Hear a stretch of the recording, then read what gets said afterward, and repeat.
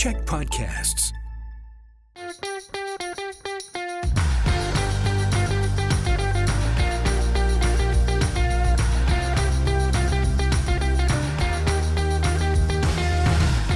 Hey everyone, and welcome to Political Capital, your source for all the latest in BC politics. I'm your host, Rob Shaw, broadcasting from the CHEK Media World Empire headquarters that continues to grow every day in Victoria. And we are talking the new premier. BC's transition to that new premier continues.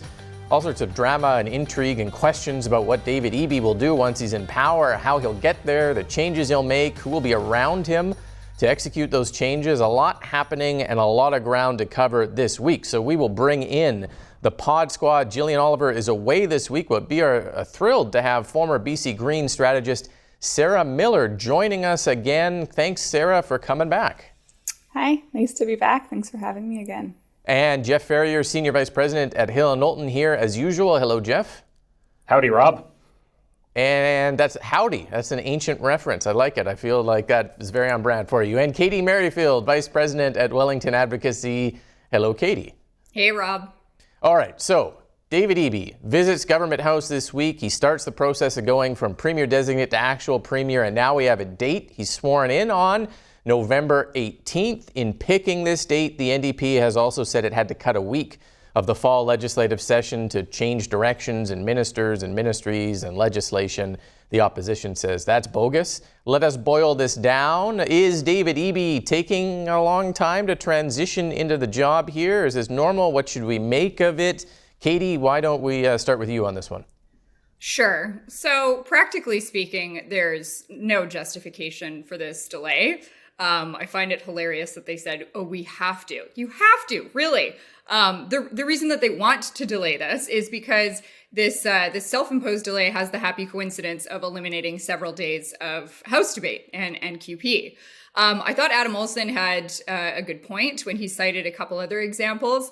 For example, UK PM Rishi Sunak, it took 3 days for him to be sworn in. It took Alberta Premier Danielle Smith 5 days. Eby himself bemoaned Anjali's candidacy, if you'll recall, as it would delay his entrance into the Premier's office. So now he's delaying it himself. So, I keep hearing, man of action, let's get on with this. And so far, it's all platitudes and no progress. All right, Sarah, what do you think? Yeah, I have to basically agree with Katy here. It's unclear to me why this delay is needed. And it does seem to be pretty inconsistent with the statements that Eby has made over the course of the leadership race or the last few months. He really conveyed a sense of urgency of getting into the Premier's office, starting to get things done. So I do think there's, an inconsistency there with his statements and also with the image that the NDP is trying to convey about Eby as a man of action, a man who's going to really do what it takes to get things done with that sense of urgency. I would say I don't think this is a major deal in the grand scheme of things. I think we're talking about, a couple of weeks here and there. I think this will probably disappear. The only way that I think this will continue to kind of bug him going forward is if there's a sort of a pattern into the new year of, him not following through on statements around ambition, not showing up with major plans. But at the moment, I think this is something we'll talk about for a few weeks, and then we'll get through session. And once he's appointed a new cabinet and looking towards the budget, I think everyone will move on. Yeah, no, I agree with that. Jeff, you are responsible for the man of action moniker, I believe, on David Eby. How do we reconcile that with 4 weeks to get into power? Look, I think it's faster than most transitions between premiers. I think it's awesome that, Katy, you brought up the UK and Alberta examples because speedy transitions have worked out really well for UK politics and Alberta politics. I believe a head of lettuce outlasted the Prime Minister of the United Kingdom, and Danielle Smith has had probably the worst launch of any premier in the history of Canada in her early days. So she might have taken a little bit more time to get ready. Look, I think opposition criticizing government for taking 4 days of question period away is about as predictable as a neat and tidy resolution to an episode of Leave It to Beaver. I knew it. I knew you were going to do it. Okay, leave it to Beaver. Got to get in there. There we go. But look, let's measure David Eby's success by what he sets in motion and begins to accomplish in his first 100 days. I expect it will be an ambitious agenda. The work has begun behind the scenes with hiring of staff, direction to public service, work on the budget, and let's revisit this after the first 100 days and still see if these criticisms hold water. Yep, and we're going to get to those topics too in a minute, the 100-day plan and the staff hiring for sure. But let's just do one more round on this. And it doesn't sound like Eby's swearing-in date on the 18th is going to come with a new cabinet alongside him, which, typically after an election when a government changes, we would see that. This is an unusual situation. He will then instead spend his first week in the legislature, which is the last week of the fall session, fronting John Horgan's old cabinet, and then unveil his team later. Does that matter? Does it impact the public's first taste of Eby, seeing him with that same crew, good or bad? Does it fit into the idea of the man of action? Sarah, let's go back to you. Yeah, it is a little odd to have a new premier and then to have an old cabinet answering questions from the opposition and trying to defend positions without really being able to stake out new ground. I think that's a big part of the weakness of the government this session. I think that also it puts the acting ministers and the ministers that are in there now kind of in an untenable position. Thinking specifically about Murray Rankin, right? Like he's been left kind of carrying the water for David Eby on this issue of public safety and crime and really getting hammered in the House about it. But he's the acting attorney general, right? He took over when Eby decided to join the leadership race. And so I think this sort of holding pattern is really untenable for ministers like him. It's probably better for Eby because I'd imagine it's preferable to let them kind of take the hits rather than to have a brand new cabinet in there that haven't necessarily had time to be briefed up and, they're on the line answering questions.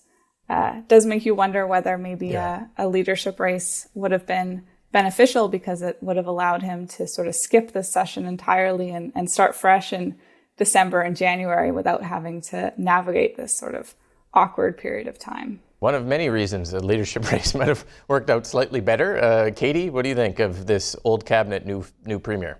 Yeah, so I actually have some sympathy for the NDP and Eby's team here. I think a massive cabinet shuffle during session would be silly for a few reasons. New ministers need time to get up to speed. They're presented with massive briefing binders on every policy file for their department. They need time to thoroughly understand the various issues and their current state of resolution. Otherwise, they risk giving misinformation to the public, which frankly isn't good for anyone. Also, putting a bunch of brand new ministers in question period with an experienced opposition would leave the government more vulnerable than they already are on some pretty key issues. So from a pragmatic perspective, I entirely get that rationale for delay. I'm most curious, I think, the minister facing the biggest headache through all of this is going to be Finance Minister Selina Robinson, because if she's moved to a different file, that's a tall order for a new incoming minister, given they'll be deep in the budget planning process already. And if she stays, she's going to be facing some whipsawing, given Eby initially said he was going to run a status quo Horgan-esque government, and now after the Anjali fallout, he's apparently presenting an activist one. So I'm curious to see the outcome here. That is a big point of change, I think, for the two different premiers. Jeff, what do you make of this? Look, I think the opposition would love for there to be, and not Katy, but some of the opposition would love for there to be a cabinet shuffle in the middle of session. The optics of new ministers not briefed on their issues, responding to questions from the public would make for great TV, especially as a premier is starting out and wanting to position himself as a man of action. But I think Eby's made the right decision. Wait a week. I've got some tips for the premier if he's listening. If he and his people are listening, so suggestions for cabinet making. I don't think they watch this show, but go ahead. You never know. You never know. Call me if you're watching this, folks. Put your number underneath your face here. You're going to get a lot of calls, but keep going. Yep. Put new people into your priority ministries, and your 100-day plan. You identified housing, affordability, health, public safety and crime, so that'd be AG, maybe environment, but put new people into your priority ministries to convey to the public that you're going to be taking a new direction on them all. Make sure they have a clear mission, make it so that they are going to put into action your plans and priorities and not be beholden to the way things were and have been. Hold on to some top tier folks in your cabinet for continuity and strength. And we talked about Robinson as one, and I would put Farnworth and Dix and Fleming as other examples of those folks. But make sure to inject some new energy from your younger MLAs into the cabinet. Put a stamp on the government as a new generation. So the Bowen Maws, Katrina Chen, give her a promotion. Nikki Sharma has done a tremendous job with nonprofits. Dan Coulter in Chilliwack is a good dude and doing really good work on accessibility issues. Rachna Singh, head of the caucus, and Harwinder Sandhu. You need some more voices from the interior and the north at the decision-making table. So I'm sure that's going to completely guide everything that you're doing, and our show will dictate what happens. But there's some tips from me on your new cabinet. Just play the show in the EB transition room, and then you can I think those are all great tips. I imagine when we start talking about cabinet, those names are going to be some of the big ones that we speculate on jumping up higher in the EB cabinet. But we'll probably have that discussion in the next week or two. Let's go back to the idea of the big issues that EB is facing. He said this week he wants to hit the ground running on some of the biggest problems: housing, crime, homelessness, addictions, mental health, healthcare. He phoned the mayors of the 3 largest cities in Vancouver and Surrey and Victoria to offer partnerships on that. He has a 100-day plan, which came out recently. Not a lot of detail in it. If you're thinking plan, it's not like these are bullet point items. Sarah, you read the plan. What'd you think of it, and is it a plan, I guess? Yeah, I was going to say, I don't think we can call it a plan. I think it's a paragraph, a statement of intent, a statement of priority around these key areas. And I think that's important. And another thing that's been lost with not having a race, right, is British Columbians are getting a new premier without any clear idea of what actually he's planning to do and what he wants to achieve.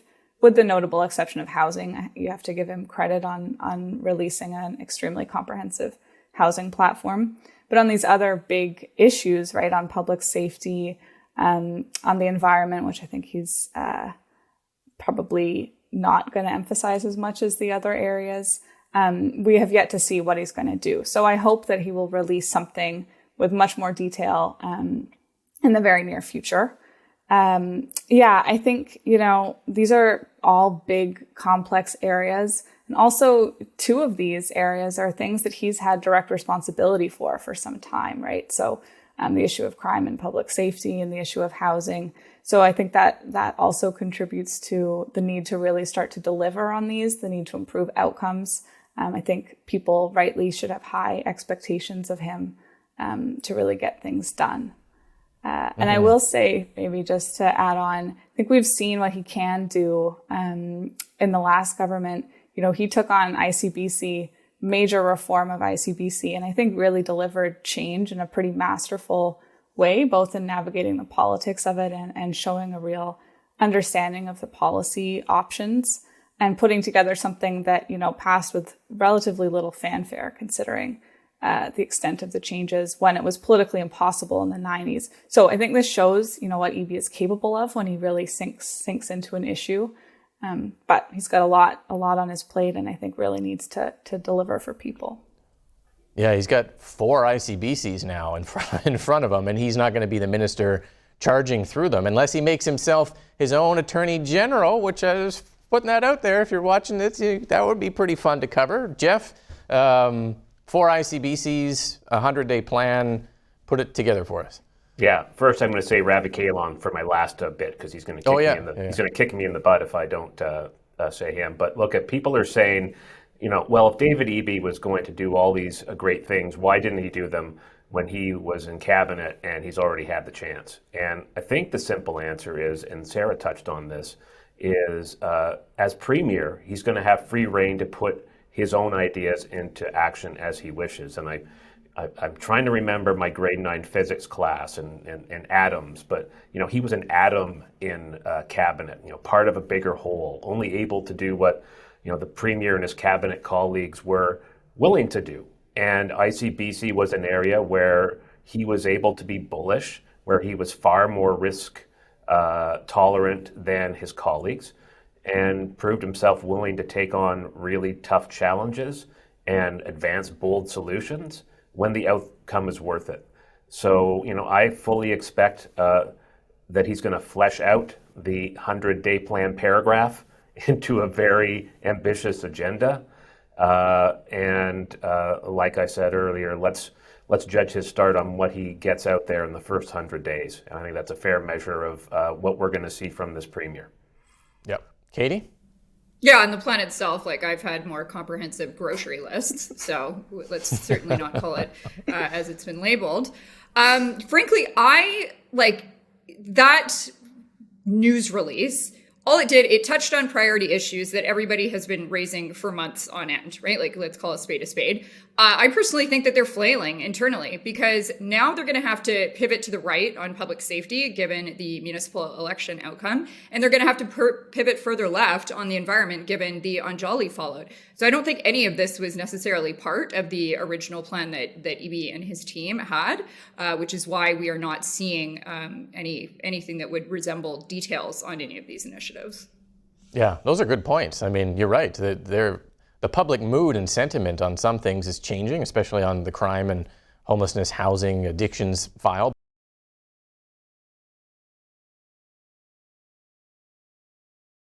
Sarah, just quickly back to you. The olive branch that EB extended to the Anjali campaign and the environmental movement, which seems to be summarized as take oil and gas subsidies and use them for something more renewable. Is there a good outcome for EB there? Is there something that he should be looking at to appeal to that group? Or how hard left does he have to go there? Mm-hmm. Yeah, I'm not convinced that the political calculus at the end of the day for EB will result in much more ambitious action on the environmental issues that we saw Paterai raise in the campaign. I think those tend to lose out at the end of the day against other main priorities that are more top of mind for voters, for the majority of voters. So I'm skeptical about how much that will change what he's willing to do. I do think there are lots of things he could do, some of which are less contentious than taking on the oil and gas industry directly in his words and statements. There's a lot that he could do to really tie together climate and affordability more directly for people, to deliver tangible benefits to people through building on Clean BC. It's a bit of a different direction, but to Jeff's point, if you're listening, I'd suggest that there's a lot of possibility there to really build mainstream public support for enhanced climate action and environmentalism, and also bring along some of those supporters who really have environment as their top issue. I think the subsidies piece, he's made some vague comments about shifting fossil fuel subsidies to support clean energy. I don't think there's anything that's a major difference from what government already said with the release of the royalty review. He's been pretty non-committal so far. So still, a lot of questions about what he'll do on that file. You're right. There is a political calculus there. How far does he want to go to appeal to the Paterai folks? Does he expect them to stay in the party, and are they worth courting? Are they going to go back to the Greens, some of them? If you go too far, do you kind of affect the kind of centrist position the NDP is trying to push out in Metro Vancouver? We don't know. We'll see where he goes in those first 100 days. Let's move on quickly, and I think we'll continue this discussion a little bit in the podcast. But I do want to touch on the new senior staff and transition team, big jobs that are very powerful inside government, but you won't hear or see them very often. He named his new chief of staff, Matt Smith, a longtime New Democrat campaign manager of Jack Layton, the campaign. He didn't manage it, but he was part of that in Rachel Notley campaigns. He's now chief of staff. And Shannon Salter, a relatively young new executive that EB recruited as the Deputy Attorney General 8 months ago is now the Deputy Minister to the Premier and head of the Civil Service. I think he's signaling change there, Jeff. He also had Carol James named as his co-chair of his transition, which is perhaps a nod to the sort of traditional Horgan branch. What did you make of the team and what we should draw from it? Real quickly, bringing in Matt Smith, really capable, progressive political hand. Someone who hasn't worked in BC government before tells me that EB's more interested in new ideas and different viewpoints than he is on doing things the way they've always been done. Same with Salter. Here's someone who he recruited to come into the public service, young and dynamic, sending a clear message, I think, to the public service, which to its credit does work in a way using a process that takes a long time, but it's to make sure that things get done right and you avoid problems. I think what EB's signaling with Ms. Salter is we need to have a higher risk tolerance to get the outcomes we want. And we're never going to be able to get everything perfect. We're going to break some eggs along the way, and that's okay if we get to where we want to in the end. And I think they're both strong picks, and I both think they line up behind what he wants to achieve as a premier. Okay, Katy, 30 seconds on the staffing issues. What do you think? Yeah, I just want to touch on Matt Smith. I don't know Matt personally, but friends of mine do. He's a very smart tactical operative. Comes from Stratcom, very reputable firm. They've worked with charities, political parties, and NGOs across on the left across Canada. I think it's important for other parties to understand that Matt is going to have an expert lens on digital campaigning and fundraising. He'll be excellent at micro-targeting and direct voter contact. So I would encourage opposition parties to be alive to this and invest resources on this critical aspect of their election readiness. Okay, Sarah, 30 seconds. What do you think? Yeah, I agree. I think they're both strong picks. I think bringing in two people at the very top of both the political side and the public service side who are relative newcomers to BC politics and governance is an interesting choice that does carry some risks. But, they both seem extremely strong. I think it signals also that EB is likely to take a more hands-on approach on these priority areas that he cares about. I think, like Jeff mentioned, a bit of a shift in the relationship between the public service and the political side of government with that position, going to someone who's worked closely with David Eby but doesn't have a long history in the public service. So it'll be interesting to see how that all plays out. We'll be here to talk some more about it each and every week. Thank you so much for joining us, subscribing, viewing on CHEK Plus, CHEK, and wherever you get your podcast feeds. We'll be back next week with all the latest on BC politics here on Political Capital.